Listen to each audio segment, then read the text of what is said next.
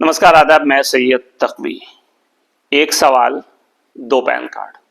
आज हम एक ऐसी घड़ी पर रुकते हैं जहां सवाल सिर्फ एक परिवार पर नहीं बल्कि हमारे लोकतंत्र, कानून और जवाबदेही के सिद्धांतों पर खड़े हैं। रामपुर के वरिष्ठ सियासी नेता आजम खान और उनके बेटे अब्दुल्ला आजम को डुअल पैन कार्ड यानी दो पैन कार्ड रखने के आरोप में दोषी ठहराया गया और सजा सुनाई गई। ये घटना सिर्फ खबर नहीं बल्कि देश की राजनीतिक और कानूनी परिपाटी के मायने रखती है।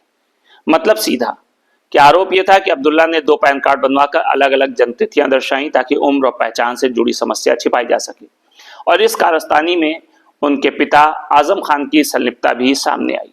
अदालत ने 2019 में दर्ज इस मुकदमे की सुनवाई के बाद दोनों को सजा सुनाई। न्यायालय में चीटिंग और साजिश जैसी धारा आधारित आरोपों पर यह फैसला दिया।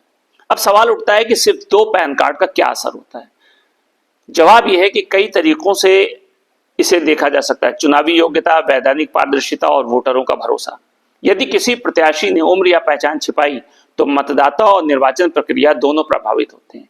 आजम खान के मामले में आरोप यही थे कि लड़के की उम्र बढ़ाकर चुनाव लड़ने के दावे को सही ठहराया गया। ये सीधे लोकतांत्रिक प्रक्रिया पर चोट है। इतिहास भी यहाँ मायने रखता है। आजम खान रामपुर के पॉलिटिकल परिदृश्य के लंबे समय के नेता हैं। एएमयू से निकले वकील, कई बार विधायक और मंत्री रहे और इलाके में उनका प्रभाव गहरा है।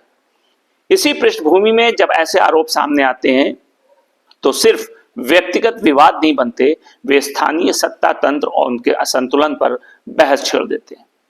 कानून का रास्ता धीमा होता है और यह मामला भी 2019 से लंबित रहा। कई बार देरी और लंबी प्रक्रियाएं राजनीतिक तौर पर असर डालती हैं, जैसे कि जमानत, अपील और उच्च न्यायालय की सुनवाई। यहाँ इसे भी याद रखना चाहिए कि किसी सजा के बाद भी अदालतों में अपील का अधिकार रहता है। कानून के तहत आगे भी रास्ते खुले हैं, लेकिन एक बात साफ है, अदालत ने रिकॉर्ड और गवाहों के आधार पर दोषी मानने का निर्णय दिया। हम एक और सवाल भी पूछ सकते हैं कि क्या ये कानून सभी पर बराबरी से लागू होते हैं?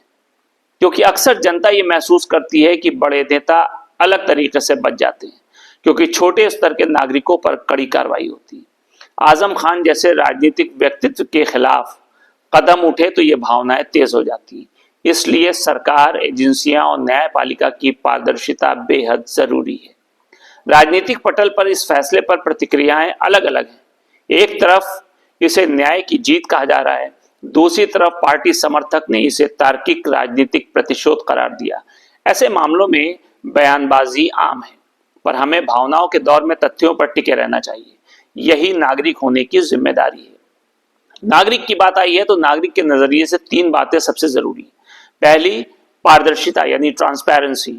दूसरी, जवाबदेही यानी अकाउंटेबिलिटी। और तीसरी है कानूनी समानता यानी इक्वालिटी बिफोर लॉ।